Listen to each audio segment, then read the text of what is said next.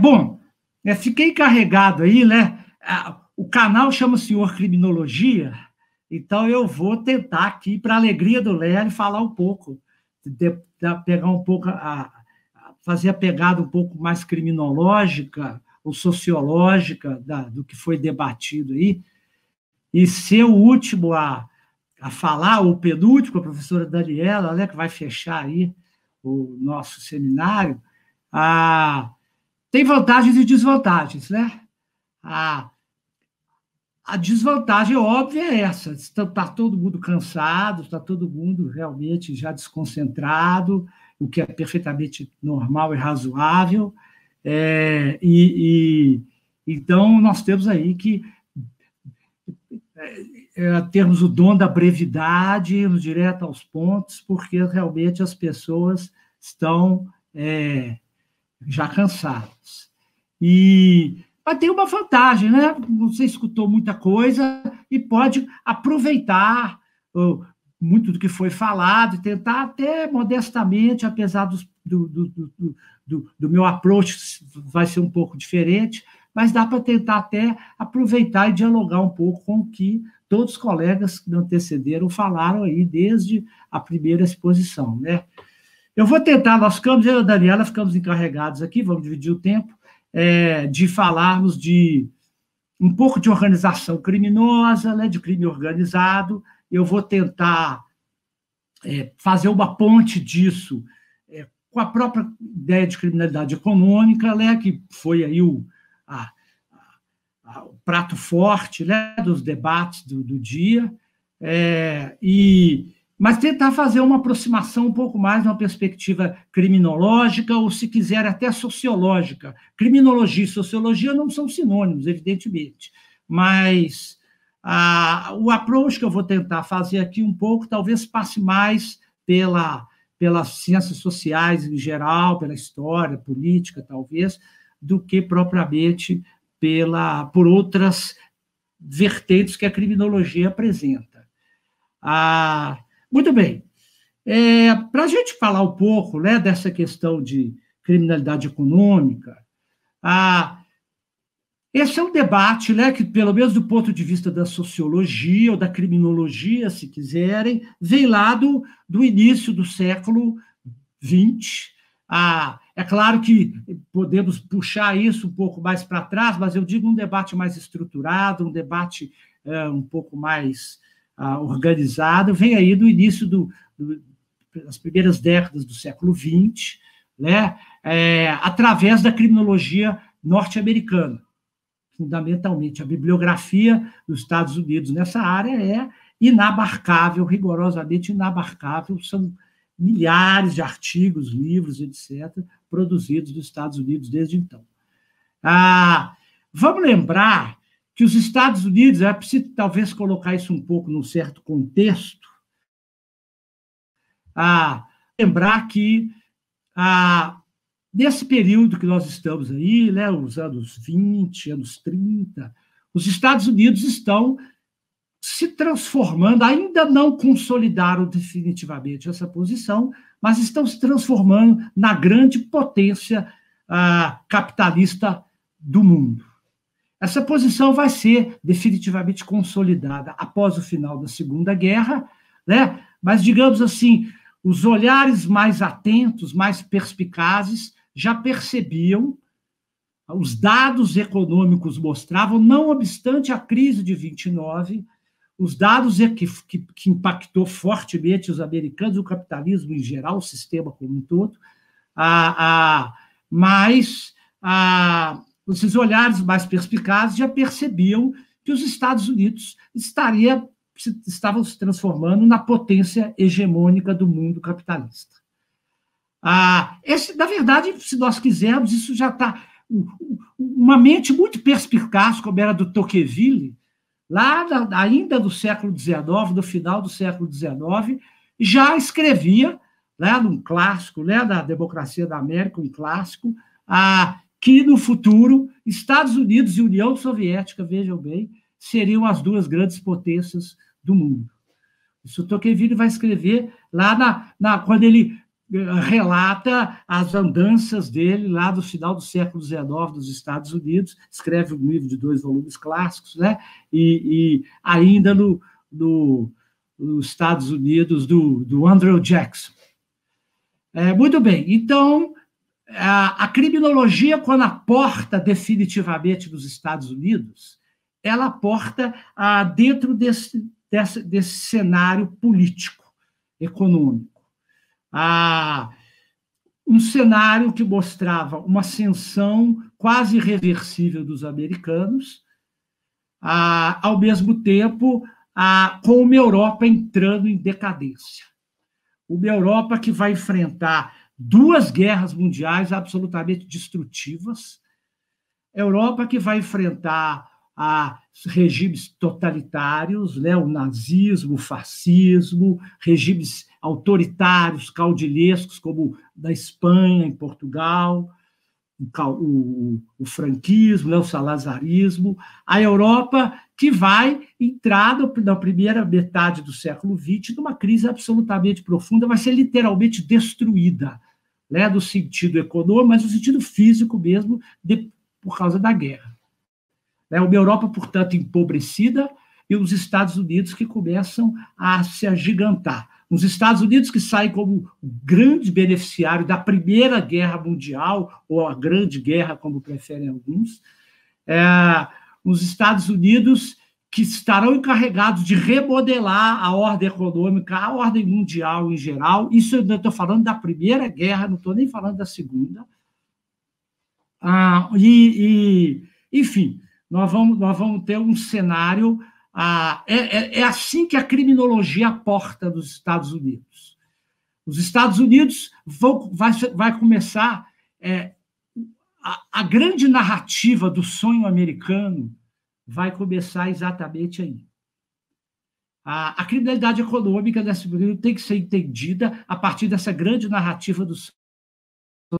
A ideia dos Estados Unidos como a terra prometida, a ideia dos Estados Unidos como um novo Eldorado, os Estados Unidos como a terra do self-made man, aquele cara que se trabalhar, que se esforçar, se der duro, ele chega lá.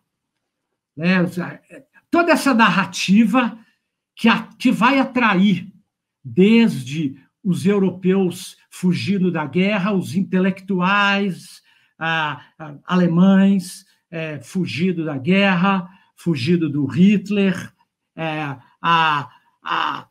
o irlandês fugindo da miséria, o italiano do Mezzogiorno fugindo do fascismo, da miséria, o espanhol, enfim,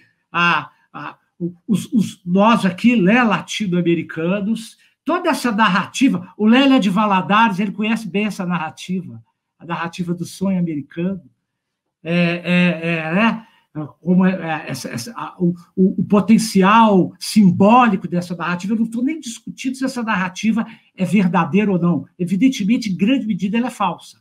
Mas isso não tem importância. O importante é que é uma narrativa que conquista corações e mentes. É uma narrativa que até hoje é muito poderosa, já não é mais tão poderosa quanto era. Eu não sei se o pessoal lá de Valadares dele ainda continua tentando cruzar as fronteiras do deserto do Arizona ou do Novo México, mas, enfim, essa narrativa ainda tem o seu poder de atração. Né? Ô, Caneta, antigamente era só Valadares, agora acho que é o Brasil todo. É o Brasil todo. Valadares ficou um símbolo, né? Valadares virou um símbolo. Deve ter muito mais gente de outras cidades do que de Valadares hoje. Né? Mas, enfim, por que eu estou dizendo isso tudo? Porque a sociologia americana, os Estados Unidos viram um palco muito interessante para qualquer criminólogo, para qualquer sociólogo.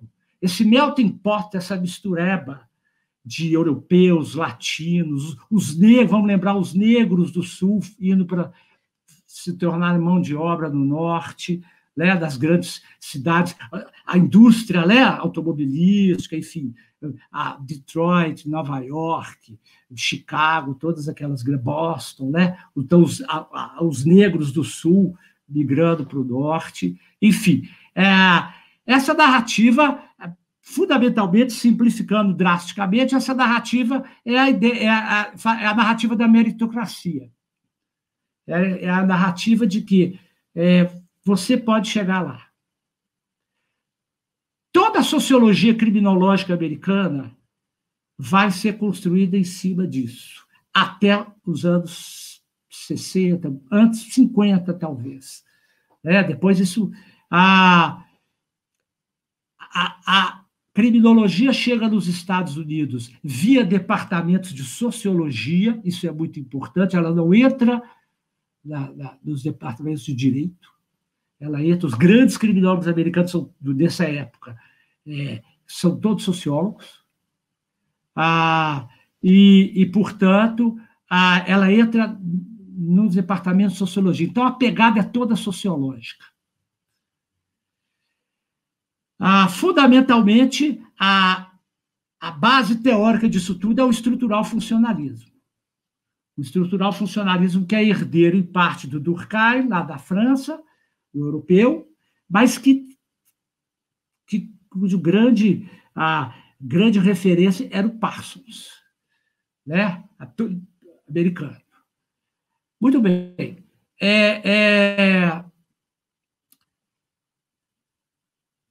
A primeira grande concepção em cima desse quadro é de um cara importante. Eu não vou falar de uma por uma, não vai dar tempo, evidentemente, só vou falar desse para tentar dar um quadro geral. Era um cara chamado Merton, Robert Merton, que não era nem o nome dele original, ele era judeu, trocou de nome. Ele vai ter muitos problemas, porque nesse quadro você pode ainda acrescentar mais para frente o macartismo, que tem um impacto muito grande no estudo. Mas, enfim, o Merton é que vai trabalhar com um artigo clássico, né? Talvez o artigo mais citado até hoje, não sei, dentro da criminologia, da sociologia, isso, Robert King Merton, talvez o artigo ainda mais citado, Estrutura Social e Anomia, Social Structure and Enemy, um artigo clássico. Fundamentalmente, esse artigo vai trabalhar, simplificando drasticamente, tá, gente? A gente não vai ter tempo de desenvolver isso aqui de jeito nenhum. Basicamente, a ideia é a seguinte: estou falando de uma sociedade capitalista emergente. A ideia do Merton é mais ou menos o seguinte, eu estou simplificando drasticamente a ideia, tá? Não tem outra saída. O seguinte, nós todos, como sociedade, temos o que o Merton chama de goals, os objetivos socialmente estruturados, ou seja, a teoria do Merton é estrutural. Ela diz mais ou menos o seguinte: bom, todos nós temos objetivos que são socialmente estruturados. A própria sociedade estrutura esses objetivos. Ele chama isso no artigo dele de goals. Esses objetivos socialmente estruturados, resumindo, significa a ideia de se incorporar plenamente no mercado de consumo. Chegar lá significa poder participar e consumir dentro desse capitalismo emergente. Tá certo? Então, todos nós, a sociedade estrutura, todos nós queremos chegar lá. Então, existe objetivos que são socialmente estruturados. Mas existe uma estrutura cultural que não vai permitir que todos cheguemos lá.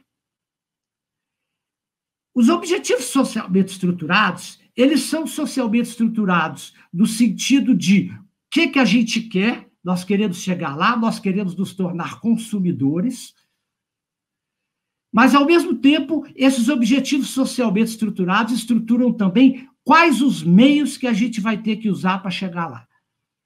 Quais são esses meios dentro dessa grande narrativa? Trabalhe duro, se esforce, Você pode chegar lá e ser uma sociedade aberta, meritocrática. Se você der duro, se você... Isso aqui, estamos de portas abertas para aqueles que querem trabalhar, para aqueles que querem dar duro, dá para chegar lá. Então, os fins são socialmente estruturados e os meios para você alcançar esses fins também são socialmente estruturados. Só que existe uma estrutura cultural que não vai deixar todo mundo chegar lá, pelo menos não através desses meios. Isso gera o que se chama, que o Merton, no artigo dele, chama de strain, que nós poderíamos traduzir aqui livremente como tensão estrutural. Então, todos nós, segundo o Merton, vivemos essa tensão estrutural. Nós queremos chegar lá, nós introjetamos o discurso de que, para chegar lá, eu tenho que me esforçar, eu tenho que dar duro, eu tenho que dar o meu melhor, mas existe uma estrutura social que não deixa que todo mundo chegue lá. Eu falei estrutura cultural, a estrutura social que não deixa a gente chegar lá. Ou, pelo menos, não através do estudo, do trabalho, da força. Ou seja, muitos ficarão para trás. A maioria vai ficar para trás, por mais que se esforce, por mais que trabalhe, por mais que dê duro. O que o Merton está debatendo aí é um pouco na ideologia da meritocracia, embora ele não a desqualifique inteiramente. Estou tentando simplificar esse debate aqui. Muito bem. Existem possíveis respostas, que nós não vamos falar isso, mas uma das respostas é o crime. Uma das maneiras de se resolver essa tensão estrutural, ou seja, eu quero chegar lá, eu quero me integrar plenamente no mercado de consumo, mas eu não vou conseguir chegar lá pelos meios socialmente estruturados, trabalhando, dando duro, então eu resolvo a minha tensão inovando, é a expressão que ele usa, na verdade, praticando o crime. Então, o crime é uma resposta a uma tensão estrutural, fundamentalmente. Bom, inclusive os crimes do colarinho branco. O white collar crime, que não é o Merton que vai teorizar isso, é o Sutherland, num livro clássico, um artigo, um livro, White Collar Crime, um livro bastante conhecido, bastante influente, que vai tentar, dentro da linha estrutural funcionalista, trabalhar uma criminalidade específica, que é a do colarinho branco. O chamado, o Sutherland cria a expressão white collar crime. Muito bem. É o colarinho branco em contraposição ao colarinho azul. O colarinho azul era aquele trabalhador da fábrica, braçal. O colarinho branco era o executivo, o cara mais importante. O Sutherland, como bom sociólogo, não está interessado em tipificação penal. Ele vai dizer que, muito resumidamente, que crime do colarinho branco é aquele crime praticado por pessoas de alto status social e de respeitabilidade. Claro que para um penalista isso não diz nada. O penalista vai falar assim, isso é tipo penal aberto, isso é definição aberta, evidentemente que é.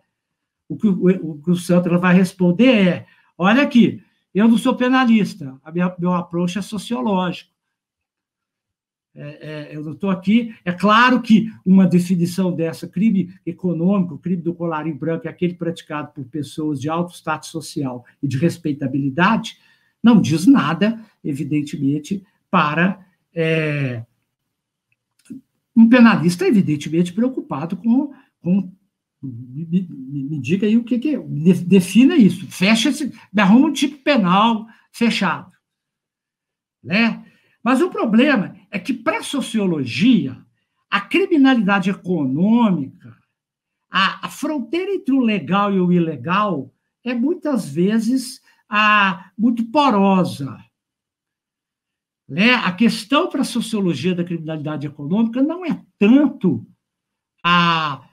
se a lei diz que é crime ou não é crime, se o tipo penal está fechado ou não está, se viola o princípio da legalidade ou não.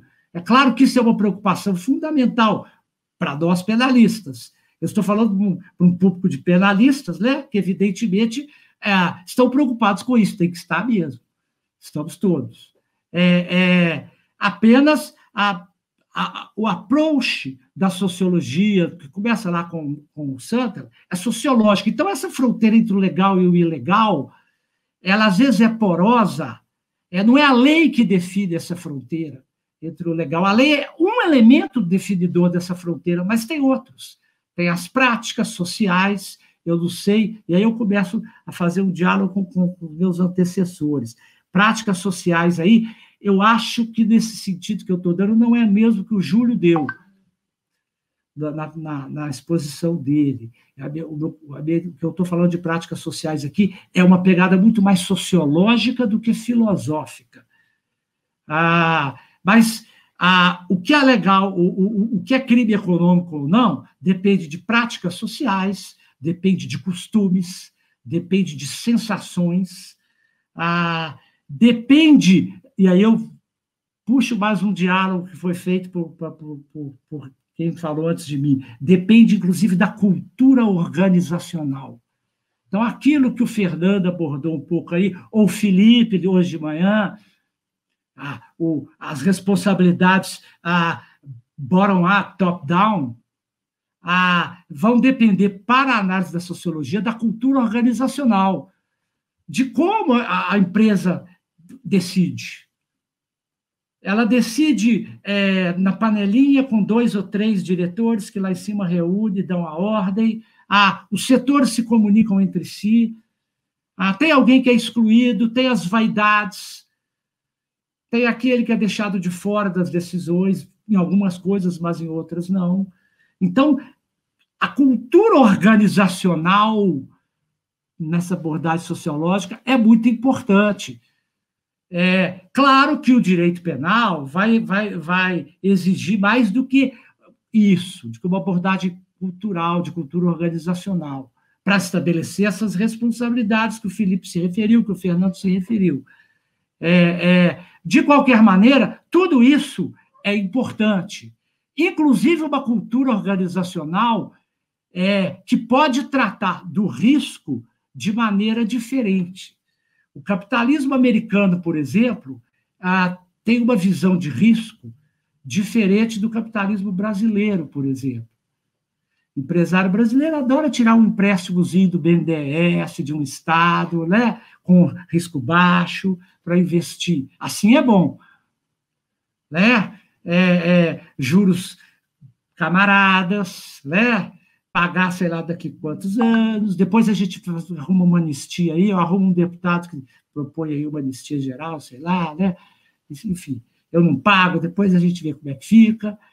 Então, a cultura organizacional depende, inclusive, vejam bem, que para o direito penal isso é complicado, porque para o direito penal tem a lei brasileira, tem a lei americana, tem a lei francesa, inglesa, que pode ser diferente. Agora, se a gente está fazendo uma análise mais abrangente do sistema, a cultura organizacional, o capitalismo de risco é um tema importantíssimo para o direito penal, né? E foi falado aqui, o capitalismo de risco depende da cultura de cada país. A cultura americana é bem mais permissiva. Muito bem, não posso demorar muito, vou dar um passo mais à frente aqui. Muito bem, tudo isso tem como pano de fundo um Estado que é um Estado ainda, às vezes intervencionista, às vezes regulador, mas um certo modelo de Estado nacional que gere esse sistema capitalista. Se trabalha com a ideia de que um pouco da perspectiva clássica dos Estados nacionais. Portanto, você tem um modelo de Estado, esse Estado, inclusive, que vai abraçar o modelo do welfare state. Aí mais na Europa que nos Estados Unidos, mas também nos Estados Unidos, o modelo do welfare state, o modelo do Estado de bem-estar. Né? Ou seja, cabe ao Estado estabelecer algumas redes de proteção dentro da estrutura institucional do capitalismo. O modelo do welfare state é um modelo de Estado capitalista, evidentemente, mas um Estado capitalista que, de alguma maneira, conteste algumas redes de proteção capazes de de alguma maneira, tentar igualar as condições. Né? Essa rede de proteção vai atingir sistema previdenciário, penitenciário também, os regimes trabalhistas, a saúde, educação, etc., etc. Né? Mas é fundamental isso, um consenso sobre esse modelo. O consenso é o modelo capitalista de produção. Tudo bem, dentro desse capitalismo você pode ter um Estado mais ou menos interventor, mais ou menos preocupado com a esfera social, estendendo redes de proteção ou não. A Europa vai ter um welfare state muito mais vigoroso do que os Estados Unidos. Né? Então, todo esse modelo, toda essa causalidade passa por aí. A criminalidade econômica, a partir da definição do Santer, evidentemente vai mudando. Né? Você vai ter... o Santer vai trabalhar com o modelo de associação diferencial, enfim, acho que não vai dar para falar disso, se for o caso do debate, a gente fala, se tivermos debate. Nós vamos ter o que essa criminologia vai trabalhar de técnicas de neutralização, né? State of Denial, lá de um cara importante, o Stanley Cohen, ou o famoso artigo do Graham e do Sykes sobre técnicas de neutralização, aquela ideia assim, né? Não, eu aceito propina, porque se eu não aceitar, o outro vai aceitar. Então, eu aceito. Eu não pago imposto, eu só nego imposto, porque todo mundo só nega. E veja bem, se eu não sonegar, eu fecho minha empresa. Se eu fechar minha empresa, olha quantas pessoas vão ser prejudicadas, vão perder o emprego. Então, eu desenvolvo técnicas de neutralização, né? Eu neutralizo as minhas atividades, eu justifico para mim mesmo porque eu não pago imposto, porque eu pago uma propina. Eu pago essa propina porque todo mundo paga. Eu pago essa propina porque se eu não pagar, o outro vai pagar, o cara vai se dar bem, vai conseguir ganhar a licitação e eu não. O prefeito lá do exemplo do Fred, né? Que articulou um esquema com o empresário amigo, pois eu sou amigo dele, se eu não fizer, ele vai procurar outro, então que seja eu. Se é para se dar bem, eu que vou me dar. Enfim, você tem essa técnica de neutralização, não vale só para a criminalidade econômica, não, hein? Eles desenvolvem isso para toda a criminalidade. Só que esse modelo, Léo, você podia ir controlando meu tempo, aí na hora que der uns 20 minutos, 25, você podia falar, porque eu preciso te passar a palavra aí para a Daniela. Quanto tempo que eu estou falando aí? Meia hora. Já? Já. Então eu vou 10 minutos você conclui. 10 minutos você conclui. Até antes disso. Fica tranquilo. Muito bem. Só que esse modelo, ele, em algum momento, ele não segura mais a onda. Esse modelo, se quebra fundamentalmente nos anos 60 e 70, esse modelo do consenso vai para o saco. O Estado chamado welfare state entra em crise, está em crise até hoje, em alguns lugares, em todos os lugares, é o modelo que está em crise geral, até dos países mais... O Titanic está afundando, mas ele afunda lentamente. Quem se ferra em primeiro lugar é a turma que está lá embaixo do porão. Né? A turma lá da orquestra lá em cima, coisa ainda está fingindo que não está acontecendo nada. Mas a turma lá de baixo, a água já está aqui. Já está aquele desespero. Muito bem.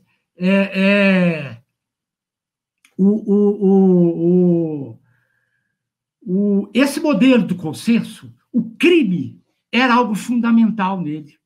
E aí é uma coisa muito interessante do capitalismo americano. O crime faz parte da estrutura capitalista americana. Não é à toa que lá eles desenvolveram, como ninguém, esse debate sobre organizações criminosas e criminalidade econômica. Porque o crime é um elemento, no meu modo de entender, até estrutural dentro da economia capitalista americana, ou talvez dentro de qualquer economia capitalista. Mas vamos discutir isso não.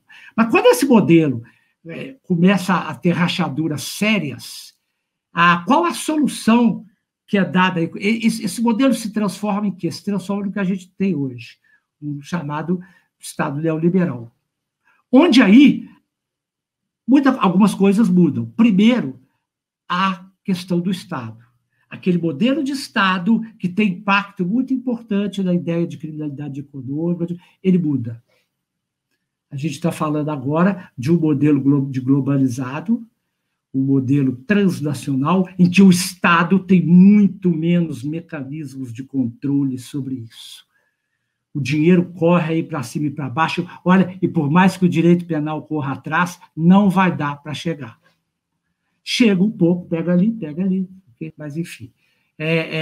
O direito penal é um instrumento, o direito penal econômico é um instrumento que não dá conta disso. Não vai dar, mas faz o que pode, né? Enfim. Mas porque você já tem um outro modelo de Estado, um outro modelo de capitalismo. Você tem uma transformação estrutural do sistema capitalista, que não vai dar para a gente desenvolver isso aqui. Mas eu vou só, caminhando para o final, colocar duas consequências disso. Primeiro, ou três. Primeiro, consequências ou impactos dentro do debate que foi feito aqui, né, durante o nosso dia. Primeiro,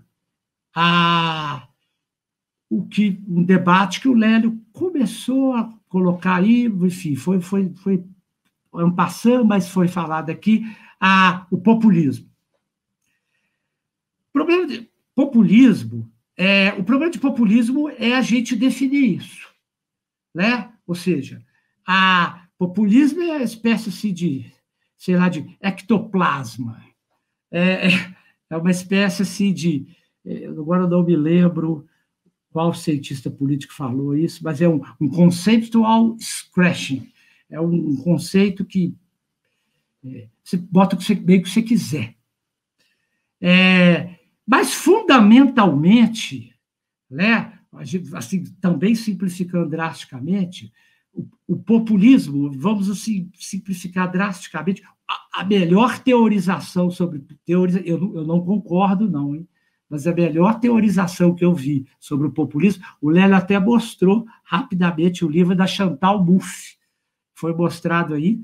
Na verdade, a teorização nem é tanto dela, é do marido dela, que já morreu, o Ernesto Laclau, que ela dá uma continuidade, esse livro que o Lélio mostrou aí, da Chantal Mouffe.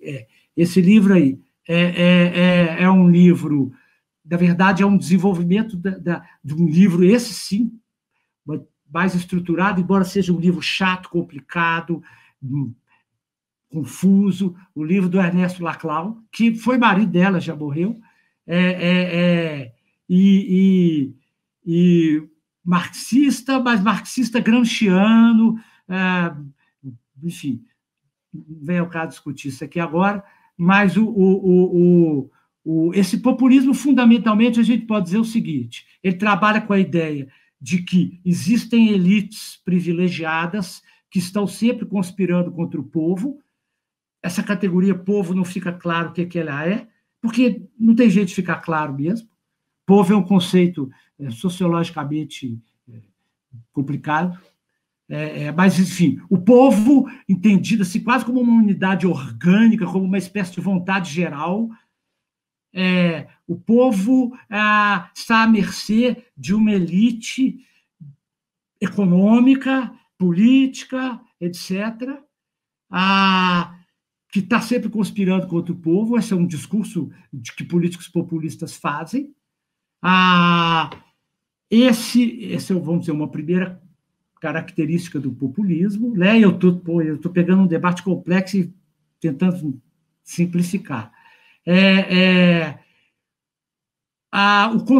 Os populistas trabalham com uma ideia de a construção do populismo se dá pela linguagem, ou seja, você tem que se apropriar adequadamente da linguagem para poder ganhar o povo. E, portanto, o populismo não é uma ideologia. O populismo é uma lógica de ação política. É uma maneira de agir politicamente. A Chantal Mouffe, o Laclau, fazem isso da perspectiva da esquerda, da revolução. Outros fazem da perspectiva da direita. Temos um presidente que trabalha, né? Aqui da América Latina, esse populismo é um pouco diferente, porque aqui o populismo, com categoria tradicional, histórica, é um pouco aquela ideia de fazer concessões ao povo através da mediação de um caudilho carismático que é capaz de trabalhar numa perspectiva interclasses, né? É um Getúlio, um Perón, né? Os populistas atuais, eles não trabalham como Getúlio e Perón, mas não, né? Porque agora tem mídia, tem rede social, você tem que trabalhar no populismo de uma outra perspectiva.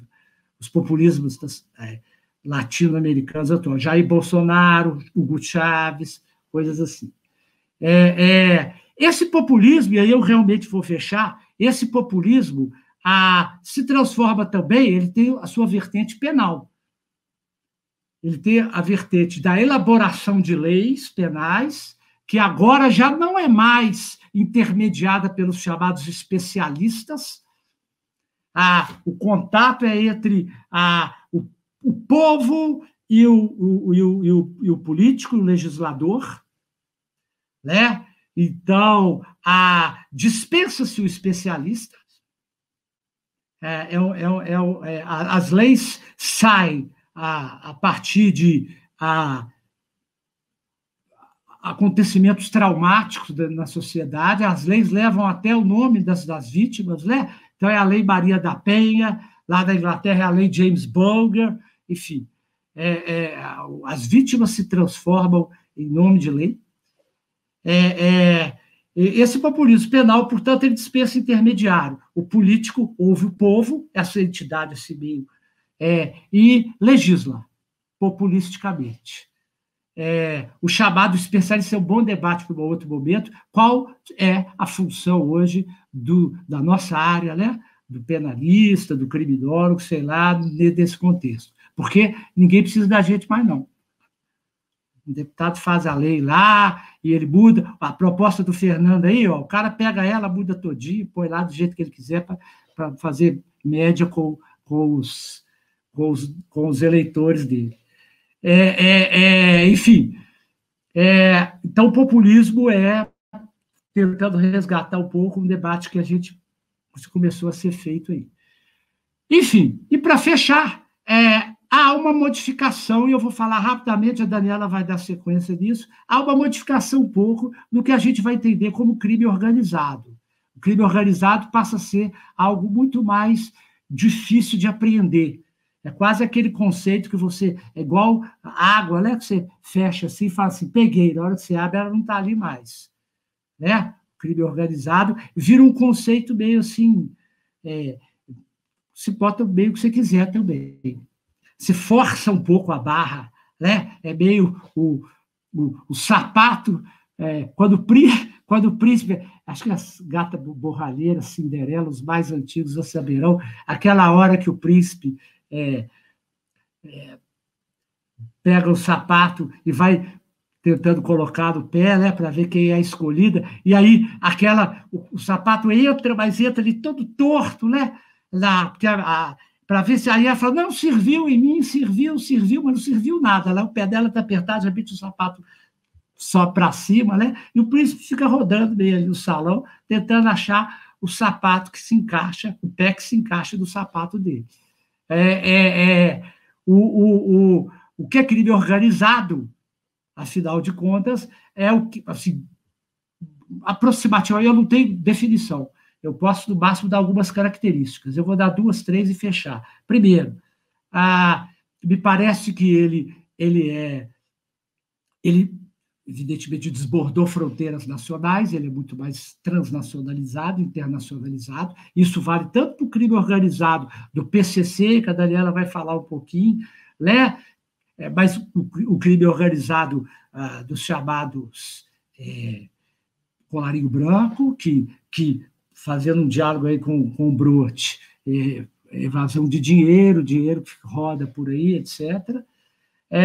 Segundo, esse crime organizado tem relações extremamente complexas com o aparato estatal, com o Estado, com políticos, executivo, legislativo, judiciário, enfim, cada vez mais há um processo ali complexo, uma relação complexa entre que gera crimes de corrupção, né? Enfim, todos os crimes, aí, alguns foram falados aqui, então é uma relação não muito clara. Terceiro, ele não se dá só nos espaços de anomia, ele se dá, inclusive, nos espaços institucionais, isso é um pouco a consequência do anterior, ele se dá nos espaços institucionais, ele é meio predatório, ele suga onde der, mas ele se dá também nos espaços de anomia. Pensemos, por exemplo, como as milícias começaram no Rio de Janeiro a controlar a periferia, espaços meio anômicos, o conceito de anomia é mais complexo, mas enfim. É um crime que trabalha em duas direções simultâneas. Ele pode usar a força ou o consenso, depende da situação. Ele pode, muitas vezes, usar simplesmente de força, mas ele pode também buscar o próprio consenso social. E, portanto, ele trabalha aí na fronteira entre força e consenso, dependendo das circunstâncias. Enfim, desculpa aí, professor Lélio, vou passar a bola aqui para minha amiga Daniela, ela vai agora falar um pouco e dar alguns exemplos do Brasil aí, desse crime organizado. Obrigado aí pela atenção a todos, muito obrigado pelo convite.